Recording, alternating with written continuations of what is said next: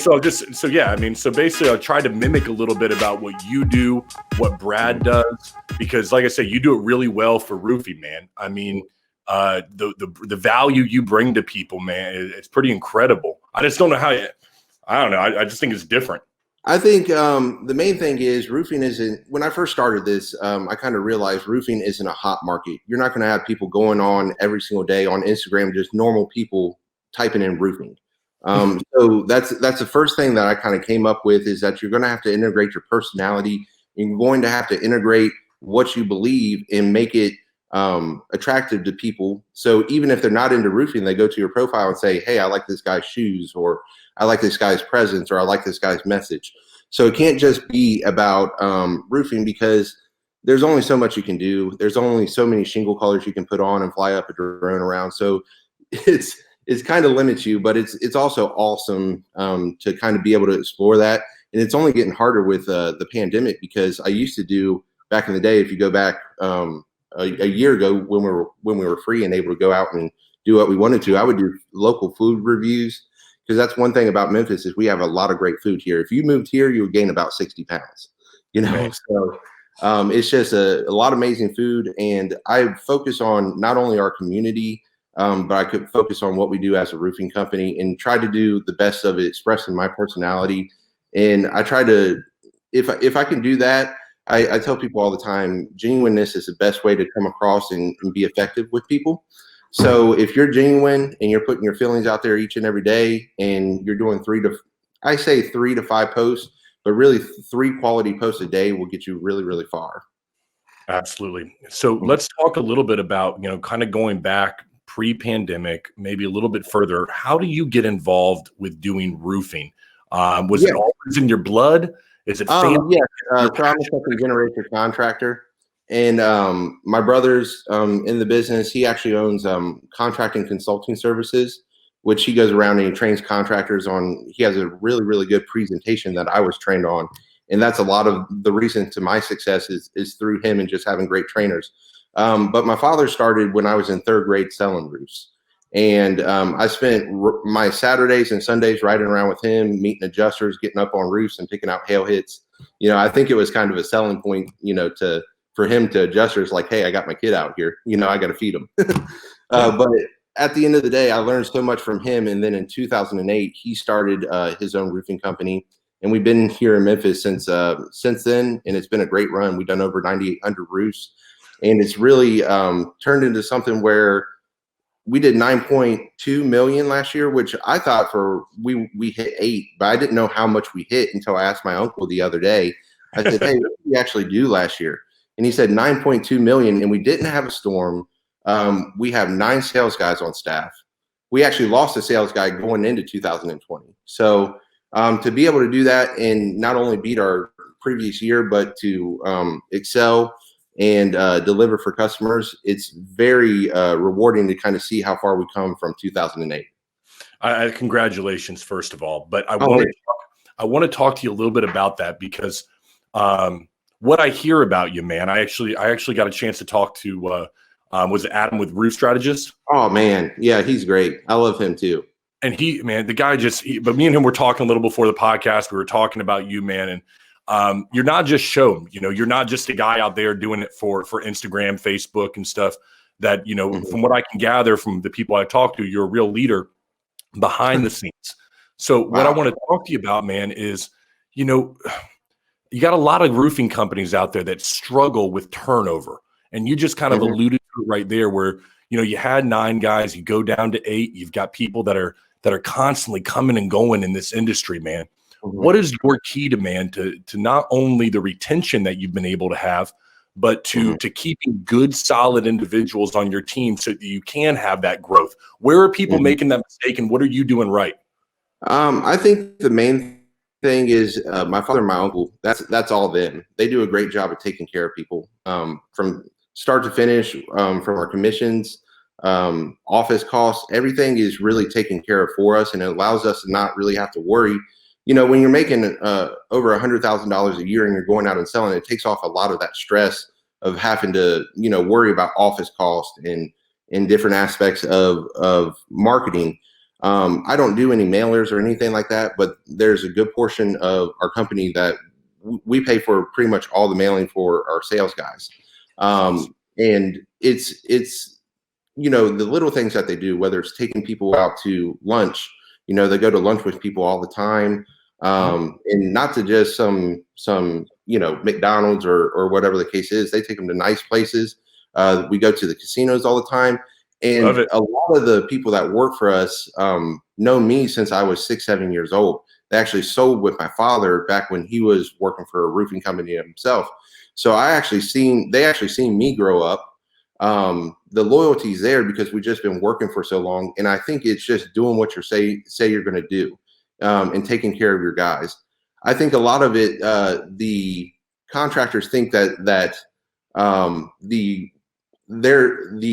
representatives that they have work for them, when really it's how you're working for your representatives.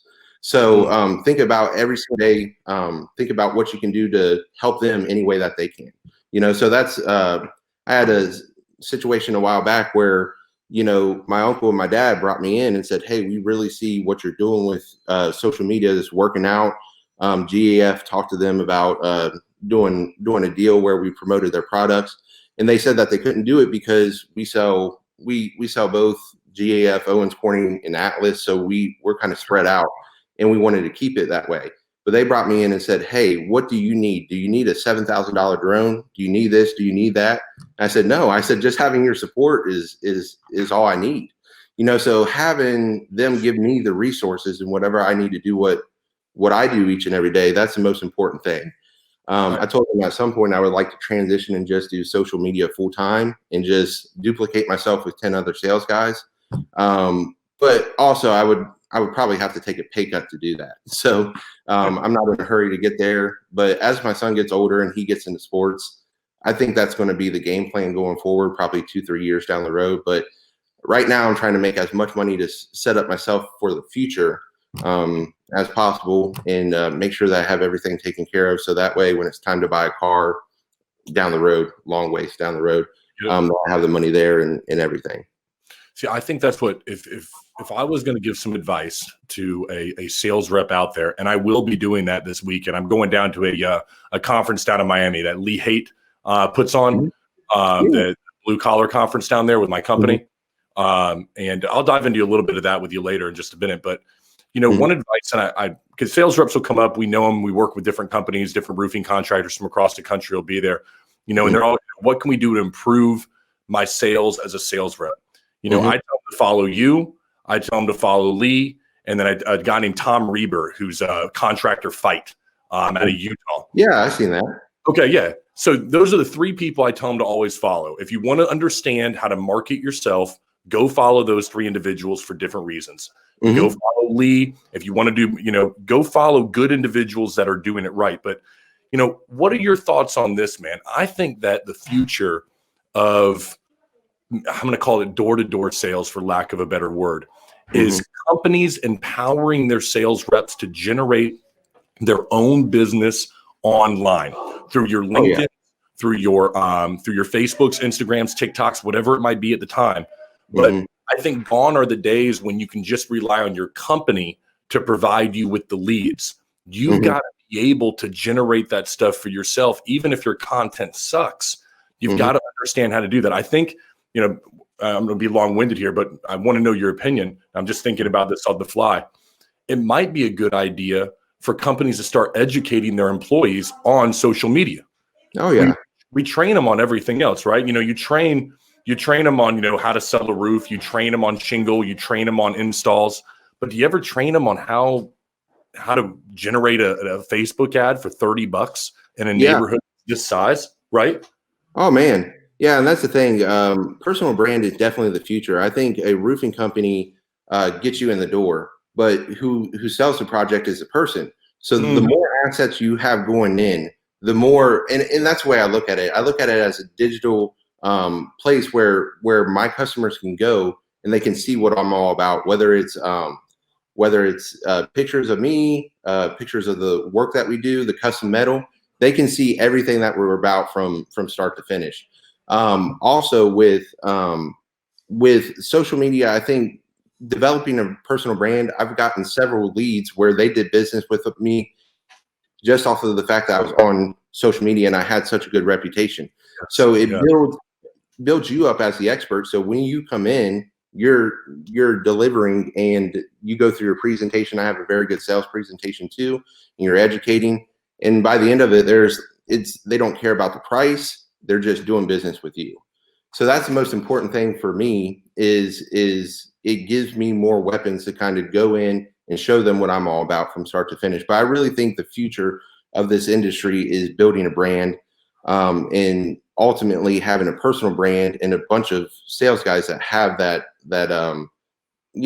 presence online to be able to drive business. I don't think it's talked about enough. And I think social media is kind of going through a weird thing right now. I think because of the pandemic and everything that's going on, you're getting a significant amount of pushback from Facebook and Instagram, and they're cutting down the algorithm on the algorithm. So you're not getting to as many people as before. So I think right now for contractors, it's really tough to sit there and say, why am I spending my time generating the content? Because I don't know if I'm going to get the value out of it. But you do if you're constantly referring back to your Instagram and your mailers and your door knocking, if you're just talking with a homeowner, if you're presenting a bid. I take in an iPad and I have my Instagram up. So I can kind of scroll through. I can go to the videos that I've done, show them my work, and everything's there for me to be able to deliver for that customer and hopefully be able to persuade them to do business with me.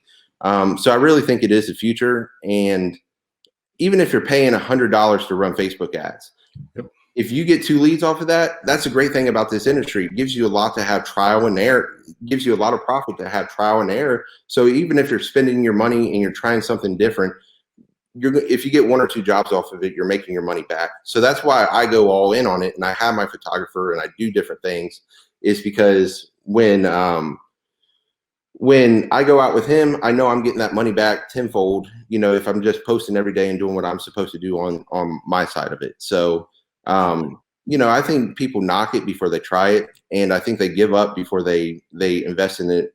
If you invested in it in the long term, you're going to get a good return out of it. Couldn't agree. There's 2 things that because with my Clan-Scare, we work with contractors from California and New York. So inevitably I'll sit down with these guys and we'll have the conversation about it. And what would you do if I was a step into roofing sales right now? First thing I would do is I'd get on an install in a neighborhood. I'd get on that install, I'd turn the phone around, and I'd take a video on that roof so I can show that it is in that neighborhood. And then I'd run a Facebook ad, geofence within a mile of that neighborhood. And I'd say, here I am in Hickory Hills right now working on, I get their permission on, Vicky Lay's house right now. We're crushing it, got her to the roof for the price of the deductible. We want to help everybody else in this neighborhood. And I'd go so small and specific with it, because I think that people they think they've got to spend thousands of dollars as a rep. But if you go small, you go to that one area right there, you can make an impact with $100. I know that house. It's in my neighborhood. I know Vicky. I know who that person is. You don't got to spend a shit ton of money to actually be able to make an impact. And I think the more you put out, more quality content you put out, the less money that you have to put into the system. That's one thing that I do, is that by the amount of content I'm generating each and every day, it's kind of been rough right now because my dad's going through some stuff. He just had heart surgery. And I'm having to take care of my kid and where my mom usually takes care of him when I'm working, if I need her to. So there's a lot of stuff going on, but I'm still putting out at least 2 to 3 things of content a day, and I'm getting in front of 1,300 to 1,500 people a day, a post. So you're getting to 3,000 people and you're not doing anything, and that's the benefit of this. So if you get hit with an ice storm and you're in Texas, you can market online. You can talk about ice dams. You can do whatever you need to do, and you'll get leads. And then once that storm's over, you can go run them. I got probably 30 to 40 leads off of the ice storm that we recently just had here in Memphis.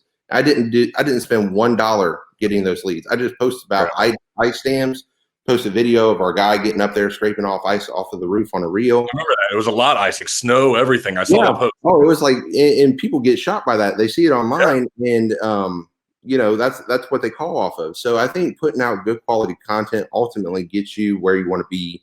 down the road if you just continue to chip away at it each and every day. Have you always been this confident, man? Has this always been a part of, because there, I got to think there's some guy out there in Indiana right now. He's doing $2 million a year. It's like, man, I want to be able to follow your lead. I understand, but I don't look good on camera. I don't feel good. I don't say awkward things, you know? Yeah. I think your mic went out. All right. Sorry. 1 second here. Yeah, there we go. I was going to say, have you always been this confident on camera? I mean, I've got to think there's somebody out there in Indiana right now. You know, they want to do it inside. They keep telling me, I know I need to do this digital thing. I need to, but I'm weird on camera. I sound weird. How does that work? I think the one thing is I never really cared what people think, because when I first started, my dad thought I was crazy. My brother thought I was crazy. All the other sales guys made fun of me. And it just gave me like that I don't give a fuck mentality. You know, I just kind of went into it and said, you know, hey, listen, I'm going to post each and every day, and maybe I might go 2 years and nothing happens, but at least I have something I can still refer to, still show my customers what I'm about, have video testimonials, do these things. And even if it doesn't work out on me being able to monetize it, I'll be able to show people what I'm about. And there will be somewhere for someone to go and see me if they want to on Instagram. And luckily, it turned out in my favor. I didn't know what was going to happen, but really, I had a Jerry the King Lawler video testimonial, and that's when I really found out the value of social media, because I got probably around 1,000 follows off of it, probably 100 to 130 leads. So just running sponsored ads around that video, I mean, that's how everything started for me. That was March of 2018. And I wasn't doing really well that year because I just had my kid. Up until March, it was really rocky. And then I posted that video and ran sponsored ads around it, and it just shot through the roof. I ended up doing right around $1 million for 2018, which I didn't think. I maybe generated $100,000 worth of roof sales by March. So I didn't have a stellar start to the year, but I finished around $1 million that year. Then 2019, I did 1.3. And then 2020, I did 1.8. And the cool thing about 2020, which I'm most proud of, is I didn't do one other form of marketing besides social media. So I didn't send out mailers. I didn't sell. I didn't go door knocking. It was completely off of referrals and just social media. So there's a lot of value in that. And I think it showed my father how well received everything is on social.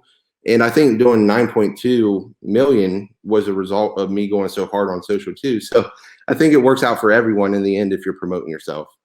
Yeah, man, I love the pictures when you go up there and you got like the hands crossed, don't give a fuck attitude. I love that. I love those, man. It's very Memphis of you, if you want to know the truth. That's the thing. I don't think it's necessarily me being confident. I think it's more just me not caring. And I always look to try to catch someone's attention, whether it's something in the background. Like I'll post pictures actually right behind me. You know, I got the jerseys in the background. You wouldn't believe how much of a good response that stuff gets. Just putting it out there to people, because people love looking at a picture and seeing, oh, who's that in the background? It's, oh, that's Kobe, you know, whatever the case is. So marketing is exposure and catching people's attention. So that's why I dress the way I dress. And it's me authentically. You know, I dress that way when I go out. But I always try to catch people's attention, because you need it for 15 seconds. That's what you need. You need someone to absorb your content for 15 seconds in order for it to react positively to the algorithm. So if you can do that, that's how you get more exposure. And if people go to the hashtags, they'll be able to kind of see your post, because it's getting that reach organically. So it responds to the algorithm. And then that's how you get more response on the hashtags. Yep. I couldn't agree more. The other thing that I think people just be authentically yourself and post each and every day, and just don't really care how many views you're getting or whatever the case is. Just post and see what happens. You know, reels are a great thing to do right now, because I think you get a lot of exposure for a little bit of time. I posted a video the other night. It was like 9 o'clock, and I said, hey, I'm going to jump on here and talk about ACV and RCV policies. And it took me 30 seconds to make the video, posted it, and it got to 1,500 people. What other thing that you can do as far as marketing goes can get in front of 1,500 people And it takes 30 seconds to do, and it costs no money. There's nothing out there that you can do that. So that's what I love about Instagram. Yeah, I'm fine. It's funny you mentioned the ACV and the RCV. Have you heard what's happening down here in Florida, man, with this with the new law that they're proposing? It just went for debate March 2nd. You heard about this? Yeah. No, I actually watched your video. That's how I found out. I gotta go grab it real quick. So, yeah, man, I'm fighting this whole, ACV policies and stuff, man. I'm really fighting it pretty hard. Here in Florida, we've got, a lot of homeowners that unfortunately are going to have to deal with a hurricane. It's not a matter of if, but a matter of when.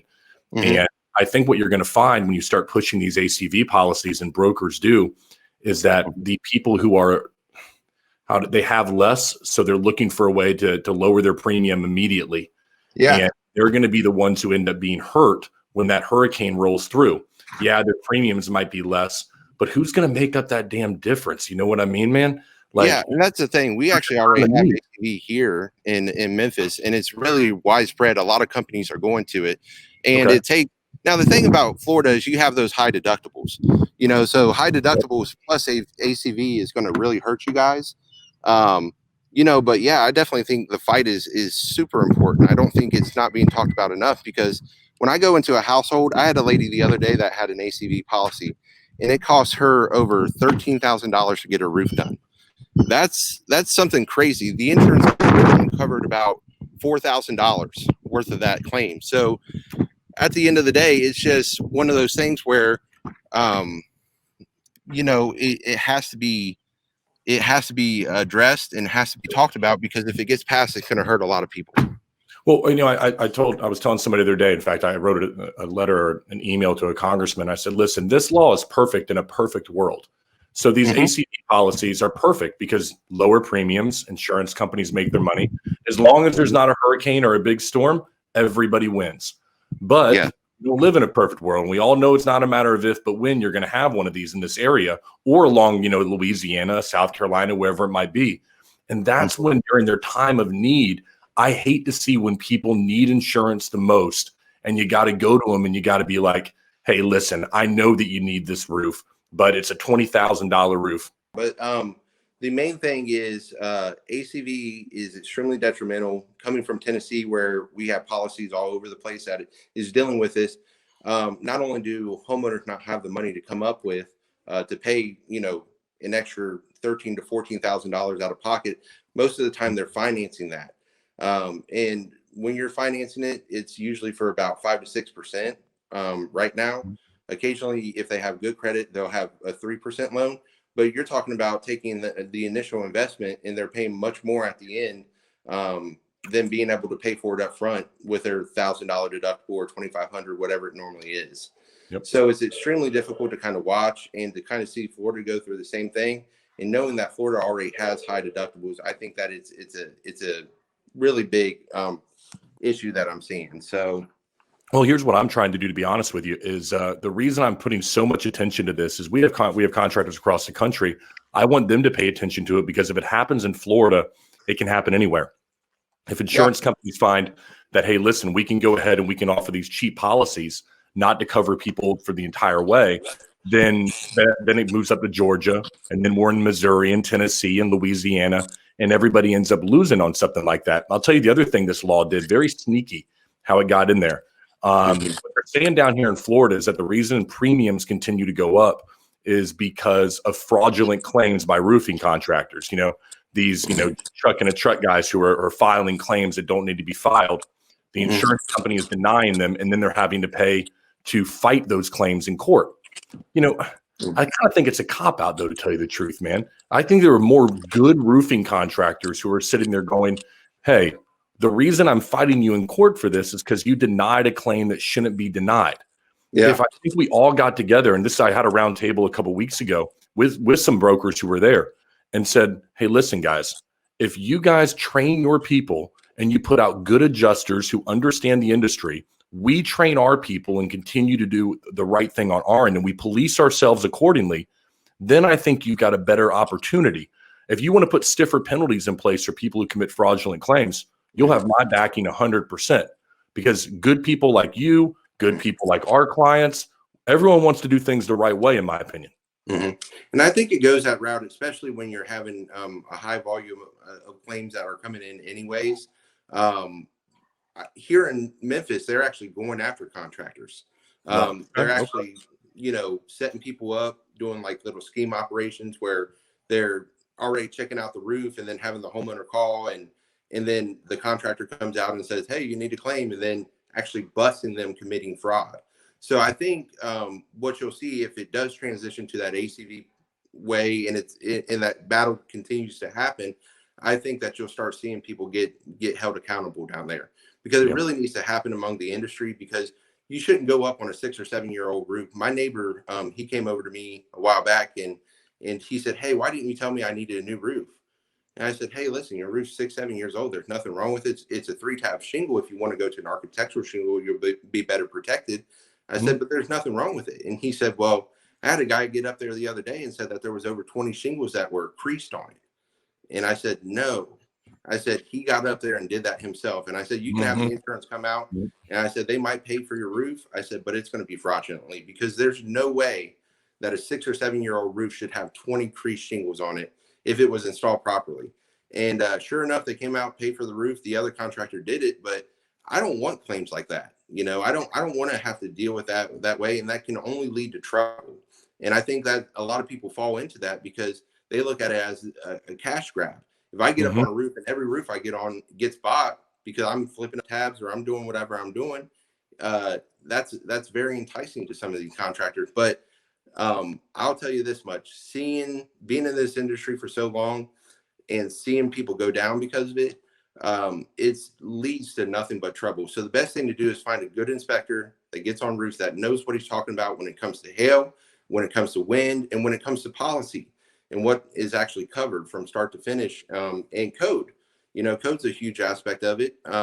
Manufacturer defects, Tamco, Mhm. Tuscaloosa. There's a lot of routes that can get you a new roof without causing any damage to it yourself. And Yes. that's what these people need to educate themselves on, is that, hey, I need to educate and know what I'm talking about, so when the adjuster comes out, I can argue why the roof needs to be replaced rather than repaired, rather than sitting here saying, "Hey, this is all wind damage," when really I did it myself. um, it's hard to So, see, but a lot of people make that mistakes, and unfortunately it catches up to them every once in a while. I want to ask you this because I think you're on the cusp of becoming, a top 100 roofing contractor, maybe in the United States. And I mean that with everything in me, just because I've seen what you guys are doing. The other day, I was talking during our roundtable about this law that was coming up, and I'd like to know your opinion of how you balance this as a leader. Uh, Mhm. this desire for numbers versus a desire for quality.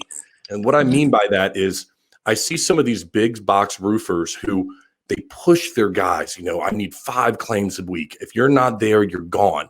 Now, we Mhm. all want numbers because everyone wants to grow.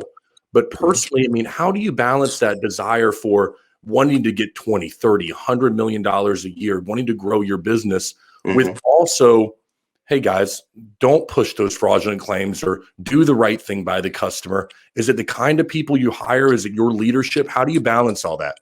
I think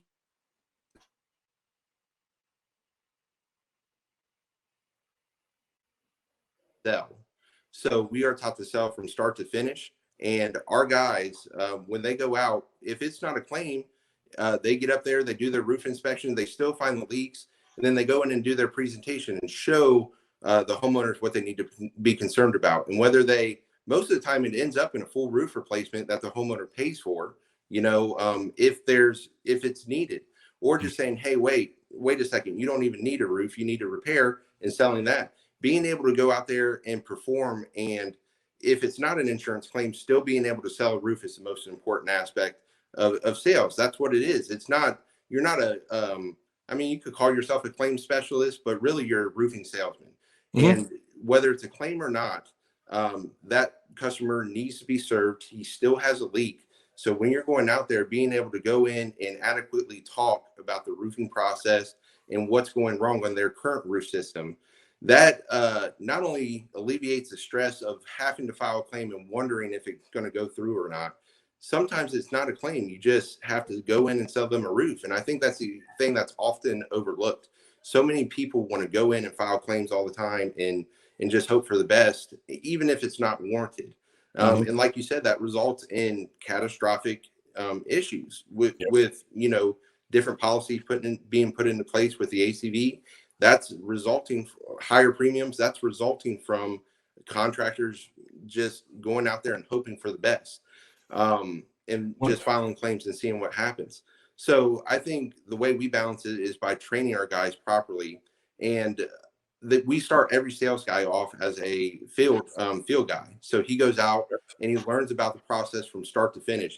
He'll do that for 1 to 2 months, maybe even longer than that if we don't feel that he's ready. I did it for a year before my father let me go into sales. And he even told my brother, he said, "Hey, listen, your brother's not a sales guy, but if you think you can turn him into one, great. I'll give you a pat on the back if you do it." And then I end up being his best sales guy, 4 or 5 years later. So I think being able to go in and convey a message and have a presentation set up, which my brother, his system from start to finish is the best way to sell a roof. My first 2 years, I didn't really have a good relationship with our inspector. So I didn't like going through the insurance process. I just wanted to go out, find the issues, and if it was warranted, I would file a claim. But most of the time, I would just go around to 2-layer architectural roofs, and I just wanted to sell roofs. So my first 2 years, each year, it was around 70 to 80% of my business was retail, and then the rest was insurance. And I think that's where I get it's a lot easier now, because now we do have an inspector on board that I get along with very well, and we're on the same wavelength. So I am pursuing the insurance process more. But starting out doing retail and being that the only way of being survival is going out and selling roofs, I think that really conditioned me. So now it's much easier for me to go out, and if it's a claim, I file it. If it's not, I go through the process. And most of the time it ends up in a roof replacement or a repair, or if they want to wait on a storm, I'll put them on my storm list and come back to them, 8 to 10 months later and do another inspection to see if it's warranted. But I never push the issue. If I don't think there's a claim there, I'm not pushing the issue, because one, it makes you look bad when an adjuster comes out and says, "Hey, there's no damage up here," or "Why are we even out here?" And most of the time they'll say it right in front of the homeowner. So if they still want to pursue a claim, I'm not going to stop them either. So if I say that there's no damage and they just want to try to file a claim and see what happens, I say, "Hey, we can go that route, but here are the expectations going forward. You need to understand that there's not much damage up there. We might get lucky and get a good adjuster, but chances are you're not getting a new roof." So I think setting those expectations is the most important part. Man, you do things the right way. One thing I like about what you guys do, and I always warn homeowners when you hear this, if somebody only does full roof replacements, all right, because then all they're pushing for is that full roof replacement, because that's how they're compensated. What you guys do, though, is you go out there and you figure out what is wrong with this roof. What's the proper thing we need to do to it? Is it need a repair? Does it need a replacement? Do we not need to be up here at all? And I think that's where some contractors get themselves in trouble with insurance companies, is that you've got a sales rep out there, maybe not even the fault of their own, and they know, "Hey, listen, only way I'm getting paid is a full roof replacement. I'm going to push this thing through. I'm going to see what I can do." And that's not the way you're going to gain the customer's trust, the insurance company. It's just not the right way to do things, man, in the industry, in my opinion. Yeah, and I think the more that you push the insurance route, like you said, Florida's making changes. Here in Tennessee, they're starting to crack down, because we had some serious windstorms that came through, but it wasn't anything major. And we did 9.2 million, but a lot of those roofs we sold ourselves. There were a lot that were approved through the insurance process too, because it was in one neighborhood where we already did. The previous year, we probably did 50 to 60 installations that were replaced for hail that came through. It was really isolated hailstorm, but it came through and it was good, quarter to golf ball size hail. So those roofs got approved, but we were really the only contractors out there. There might have been a couple other ones that snuck in here and there, but there wasn't a lot of major storms that came through. But now you're getting a lot of pushback from the insurance companies, because you got to think they're going through all that stuff in Texas, where they're paying out all that money. You have the hurricanes the year before. They're constantly, over the past couple of years, the weather's been pretty bad. So they're putting that money out and they're not getting it in, and they got to change that formula. So My brother always said, and he's been saying this for 6 years. At some point, the insurance companies are going to start pulling back and either put less skin in the game as far as approving insurance claims, or they're going to completely get out of it. I don't think they'll ever get out of it, but I definitely think that they'll go to higher deductibles and ACV policies because it's so relevant now that contractors want to file claims. You know, everyone wants to file claims. And when you're doing that, back in 2008, 2009, not many people were educated about the insurance process. You had a couple of people that were doing it, but it wasn't everyone. And now you're to the point where you have everyone doing it. And I think that's going to have a consequential effect on us, especially good contractors. It's not right. You should be able to go out and show them storm damage and then pay for a full roof replacement, and the customer only have to pay their deductible. That's the way it should be. But unfortunately, you got a lot of contractors going through the same process, and they're putting out the money. And I think that they would get it back, because you got to think these customers are paying them premiums, and they're paying for that roof 4 times over the course of 30 to 40 years. You know, so. Well, here's what I think is interesting about you is that you got started more on the retail side. You know as well as I do, selling a $20,000 roof is different than selling a $20,000 roof for the price of your deductible. Yes. Okay. Oh, and I love it. That's my favorite part. I think that's the true test of a sales guy. Yes, that's what I'm being able to go out and sit there with a $30,000 price tag and be able to go in and sell it. And that's the thing. I might not be the most well-spoken person. I slur my words a lot, but I think I come across genuine, and I know my stuff when it comes to roofing. So when I go out and I do my presentation, 9 out of 10 times, if I'm the 5th or 6th guy in, they said, why didn't the other 5 contractors do that, you know, when they came in? And I say, they just don't have the time, and I don't think they have the care to do it, you know? So I think having a set system and really knowing your stuff about the roofing installation process is the most important part. And then backing it up with I don't want to say theatrical, but having your iPad there to show them. We do a video GoPro inspection where we go over the roof and we show them their leaks. So I go through that video with them, and then I also show them the work that we do each and every day. So by the end of it, they're committed to the fact that I was taking time out of my day where other contractors didn't, to explain why their roof needs to be replaced rather than repaired, and why their investment is warranted. That's see, I think in some ways the industry has become a little lazy, because I think everybody's been pitching for the last 10 years. New roof, price your deductible, give us a call, new roof. Some guys have been pitching the free roof type, BS, trying to get around it or whatever else.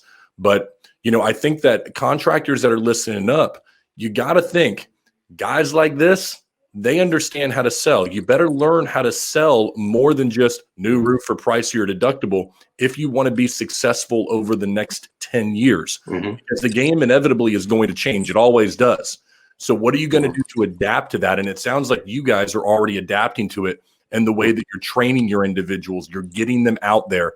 You're making sure they're on projects before they try to sell. Because it's a much different ball game when you're selling a $30,000 roof than you're selling something for $1,500. You've got to show value. You've got to show the necessity. You've got to show what you're doing up there, why you're the better choice, quality. There are just so many things that are going to go into a choice for a homeowner when they have to make that kind of high dollar decision. And it's an innovation. You always got to be moving. You always got to be doing something different. Another thing that we do, going back to enabling our sales guys to go out there and perform at their best, we have a design center where we spend over $100,000 building a roof on the inside of our showroom, where customers can come and not only customize their roof, but go through the installation process. We have a custom metal on display, how we waterproof the roof to walls and around all the major penetration. We have all that out there. So when they come in, it's a completely different experience than however many contractors they had come in before. I had a guy the other week, he had 20 contractors out at his house. And then when he came out to our design center, he said, you're head and shoulders above your competition, and that's what I want to hear. I want to hear you're the best out here. You're head and shoulders above your competition. Because I know even if I don't win every single job, I'm going to win the quality homeowners over, the ones that want a quality job. I'm going to win them over by what I do each and every day. And then when we come out and deliver, I'm going to get the video testimonial afterwards. Just talking about the roofing process and how it went for them, whether it's an insurance claim or if it's a cash bid, either way. But it definitely helps having as much assets to be able to go and present to a homeowner when you're dealing in a cash scenario, because it's just like you said, it's extremely difficult to sit there and say, hey, this is a $20,000 roof replacement. Something has to be done here, and unfortunately, the people with 16, 17 leaks, they're going to buy that roof because they can't repair it. If they, that's the thing. If a roof is 15 to 18 years old and you try to repair it, it's going to come back and haunt you down the road with a warranty repair, because the shingles are so brittle, it's easily damaged. Going back to the insurance process, that's what you're really proving is why a roof needs to be replaced rather than repaired. And so doing repairs, a lot of people cop out and do that, but you also got to assess, is the shingle still pliable? Are they still in good shape for me to do that repair? And if the roof replacement is necessary, just being upfront and telling them that, I think goes a long way. I think a lot of people beat around the bush and try the insurance process or do repairs because it's less scarier than having to go in and say, hey, here's a $15,000 to $20,000 roof. We got to figure it out. Yep, I was going to say that in some ways, the roofing industry may be kind of like AMC theaters. Okay. This is where I kind of think we're at right now. I was walking by a theater the other day. AMC theaters is empty. Okay. It hasn't reinvented itself yet. And it sounds like what you guys have been able to do is really reinvent the way that people look at roofing, with making it an experience for them. And I think a lot of roofing contractors are still stuck just going, okay, I'm going to show up to the inspection. I'm going to tell them, I'm going to get up on the roof. I'm going to do the same thing I've done for the past 20 years. We're going to file a claim, and then I'm going to meet the adjuster, and then that's going to be it. Thank you. They haven't reinvented the experience of it all yet. You guys sound like you're making it an experience for the homeowner, and that's what's drawing them in hands above your competition. Maybe I'm reading that wrong, but that's what it sounds like. Yeah, and I owe it to my brother. My brother really came up with the system and designed everything. And he goes around the country and he trains contractors. One of his contractors walked in construction down in Jackson, Mississippi. They did over $25 million this year in roofing sales. Now they had a hailstorm come through. So they, but he's the only show in town and he is extremely good. His sales guys are stone cold salesmen, extremely well trained, and they do extremely well. So I think having a hybrid sales guy that can do insurance and go out and sell retail is what you're going to get into, and what's going to be necessary for roofing companies to move forward, especially in the climate that we're in, because this pandemic it's affecting everyone, even insurance companies. So I think that's the next step in the evolution of what a roofing salesman is. But I think the reason why I've been so successful on Instagram and social is it's like dealing with a bunch of Neanderthals when it comes to roofing. They don't think outside of the box. And I don't know if it's, you're right. I think it might be too easy. I think that's what it is. I think so many people look at it as, hey, I can go knock doors and I can get 3 appointments a day and get one approved through the insurance process, and I made my money for the week. And that's all they think about it. But for people like me and my brother, the roofing industry has been our whole entire life. And back when I was 21, 22 years old, and I started in this industry, when I walked into the door, you didn't hear great things about contractors. You heard about shady contractors, about people not fulfilling what they were promised throughout the project. So me and my brother, we set out to kind of reconstruct how that's presented. And that's where a lot of my social media comes from, is just fighting back against the negative, stereotypical aspects of this industry. Each and every year, the roofing industry battles back and forth for the #1 spot for the most complained about industry on the BBB. And that has to change at some point, or else we're going to continue to be looked down upon by other professions and people in the world, because we haven't earned anything else. And it starts with training our guys properly and how to deal with people. Just like if you would go in and get, I don't want to say buy a car, but when you're buying a car, whatever the case is, it's a presentation, and it's from start to finish, they're giving you their best. And I don't feel like that's necessarily the case with roofing, because insurance makes it so easy. They just go in and sign people up, get the roof approved, we do the roof, we get paid. And it needs to be looked at differently. I couldn't agree with you more. So I have two final questions here for you, man. Okay. I want to go into a little bit of the future and what things are going to look like for you. But first, we haven't practiced this. We haven't talked about this before. I want to get your idea about what we're trying to do at My Claims Care down here, if that's okay with you, because I trust your opinion. We started this company a couple of years ago, My Claims Care. And what we're doing, man, is I'm working with contractors now in every state for insurance claims. We pay them immediately for their work. Instead of them waiting on the money from the insurance company, they finish the roof, COC, and then we fund them for the job, the RCV. And then once the supplement's approved, we fund that money for them as well. So what I've tried to do in the industry is to take away, the waiting on the insurance money, to take away the sales rep having to go back out to the house, to make sure that contractors get paid right away, essentially turning insurance into retail. And I plug in with their CRM, so like an AccuLynx or a Job Nimbus. And so we communicate on there. And then this way, hey, listen, you know what? When you finish the job, you're wired the money. When that stuff gets approved, you're wired the money. And I love it. And so for me, it's very simple. It's a very, it's a concept that for people is, I don't deal with retail. I'm not a funding company in the respect that, I'm not like a Hearth or a Green Sky, but I simplify the insurance process for contractors because, guys who are starting out, you know what I mean, in that 3 to 5 million range. Oh, yeah. They're floating that money out there on the insurance jobs on a 120-day cycle. I'm not sure if you can kind of speak to that because it's something that at least we see with roofing contractors that are out there. Yeah. Well, and that's one thing about my father. When it comes to getting your money at the end of the job, he wants it done right away. It's expected. And if you don't have it the next day, you're kind of getting yelled at. It's just the way it goes. And he runs a tight ship that way because if you let it go, you'll see these people that pile up millions. I had one contractor that I talked to that had over $1 million that he didn't collect. And I said, hey, he said, well, I have enough money to get by. I said, well, you still got $1 million standing out there. You got to get that money. And my brother, when he went to Watkins, that was one of the first things that he saw kind of dissecting how they operate there is that they had a high collections that they had to get.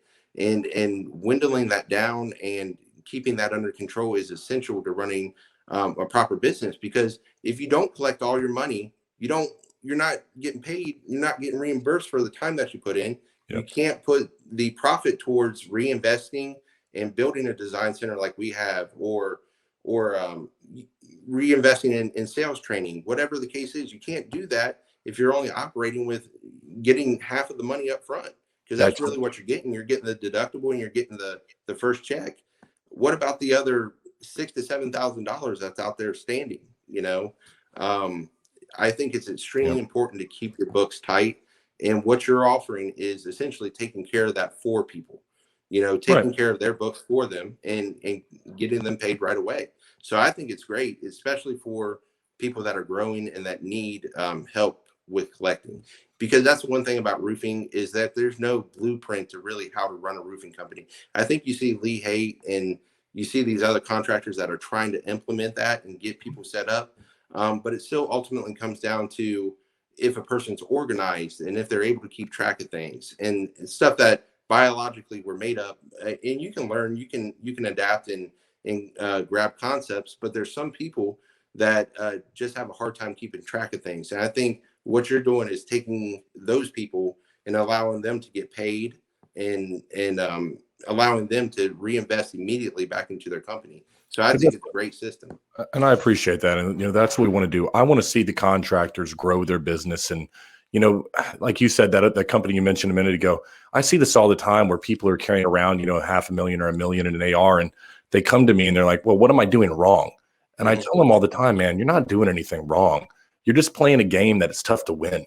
You can't win the game against insurance and big banks and endorsements because you're at their mercy. And so I try to take that and throw it out the window and give these guys a chance to grow. And I would say quality of life too, man. Not have to have $1 million on your AR and worry about that. There's a certain quality of life that you can enjoy with that. And then when, like you said, when you have access to that capital, it allows you to reinvest it into your company, your people, your marketing, so that you can grow at, an exponential rate. But here's my final question for you. And I want to challenge you a little bit as somebody who's a fan of yours and somebody who enjoys watching your content. I think we need more of your family in the industry, man. More of your father, your brother, you. I think we need to see more. Yeah, well, and I mean that. I mean that because you have so much to offer, and people, what you say out there, and your ability to simplify things. Are we going to be able to see more of you? You know, the remainder of this year, and maybe the years to come. What does it look like for you guys, man? Yeah. Well, kind of going into the backstory about my father and Okay. my uncle, and my brother, they're just kind of the guys, they don't like being on camera. You know, Okay. that's what it comes down to. My father, especially when I first started doing social media, he did not like it. He thought that it was stupid. He didn't see the value of it. But he's starting to come around with everything. He just kind of tells me, hey, listen, I don't care what you do, just do it the right way. And he wrote me the other day, and he just had open heart surgery, so he's still recovering from that. But he follows my post, and I posted a picture, and I changed our logo to one that I designed myself. And it was just something, I sent it to him, and he's like, I don't really care for it, you know. But we're talking about redesigning our logo, and I sent it to him, and he's like, I don't really like it that much. Well, I used it on a post, and he texted me. He said, hey, I don't like that. Take it down. And that's exactly what I did. You know, so my father, he runs a company with an iron fist, and he's very good at operating. And I think he would be great doing what my brother does, you know, traveling around and helping contractors that need it, because the way he puts it and the way that he talks to people, it gets things done. And I hope to be able to show that in the future. I've talked to them several times about, let's open this up and show other aspects of the company, show the other sales guys. We have so many great sales guys here that have perfect personalities. Ed Hill, who's our oldest sales guy, he sold roofs since I was in diapers. The amount of knowledge that that guy carries around on a day-to-day basis, and he has his own Instagram, but he doesn't understand how to work it effectively. And if I told my father, if you move me into a position to where I can show off every aspect of this company, I think it would take us to a $20 million business. You know, if I could just focus on social media rather than worrying about selling $1 million a year in roofing, it would save me a lot of time and a lot of headaches, because, you know, I still have a kid at home. I have to drop him off at school every morning. So from 10 to 5, 6, I have to be home now, you know? So I told him, I said, let's open this up and hopefully we can get, you know, show people what we're all about, because you're only seeing a small picture of so much more that we have to offer. We do 25 roofs a week. I get probably 3 or 4, maybe scheduled a week, sometimes less than that, because I'm not the guy that hounds, you know, my dad, hey, I need money, you know, can we build our roofs? I'm not that guy. Sure. I would rather focus on social and then get, you know, 5 roofs built a month, because I don't really need the money. I have a pretty big nest egg build up. So the way I look at it is, I'm hoping to do that at some point. My brother is actually launching a platform called Rate My Quote, which is going to be revolutionary. Rate My Quote, that's what it's called. And I'll give you his information after this. Please, love it. So you can have him on. But he designed, over the past 2 years, it's a system that will compare your estimate to 4 competitors. And it'll actually evaluate whether they have a state license, they have liability insurance, and it gets every single objection out of the customer's head. So that way they're not only comparing price, they're comparing the actual reputation of the company. So it would actually go through and audit each and every individual contractor. And then that way, when the customer is viewing all the 4 estimates that the contractor submitted, they're seeing every aspect of the company, and whether they're financially solvent, whether they have any outstanding court cases, different things like that. So it's going to compare everything for the homeowner, make it easier for contractors, the good contractors, to get bids. And it's going to be very bad for the bad contractors that can't, you know, can't keep a good company running. So, you know, I told my brother, I said, you got to get on social. My original idea, when I started social back in 2017, I wanted to do it for my brother and his consulting company. But my brother just didn't want to put himself out there at that time. He's kind of more private. He doesn't like being the center of attention. So, you know, he ended up not doing it. So I said, you know what, I'll just give my shot at it. there's no one at that time, there was no one in the industry other than maybe Lee that was really putting themselves out there. So I'm like, hey, I'll do this, and I just want to be an active voice for the community and show that there's good contractors out there. And maybe I might get some roofs out of it. And then maybe 20 years from now, I can transfer into teaching people about digital and social, and consult like my brother does. And it's been working out great. I don't have to knock doors. I just get to go out and sign people up every day. And that's what I love about our system. Well, I think you guys have done an absolutely incredible job since 2017. You've done a great job being a presence. Whether you like it or not, you're becoming one of the most influential people that there is in the industry across the country. I see it. My team sees it. Please let your father, brother know. I want to let you know whatever My Claims Care can do to support you guys in the years to come. We're happy to do it. I'd love to have your brother on. I want to talk about a program like that. I think what you guys are doing is absolutely incredible. Keep on doing it, man. How if somebody's in Tennessee, Memphis, the area right there, how do they get in touch with you? Can you tell them how to find you, social media, and if they need a roof, brother? My phone number is 901-387-7439. You can always reach out to me there. My phone's on 24/7. Or you can come to my Instagram, which is mastersroofing.memphis. I'm on LinkedIn and TikTok at Andrew Itnyre. That's my name. But yeah, reach out to me. We can definitely help you in any way that we can. And give you a fair, honest price and do a good quality job from start to finish. I always tell people we try to provide the ultimate contracting experience. And I think that we're really starting to make that change in the industry as well.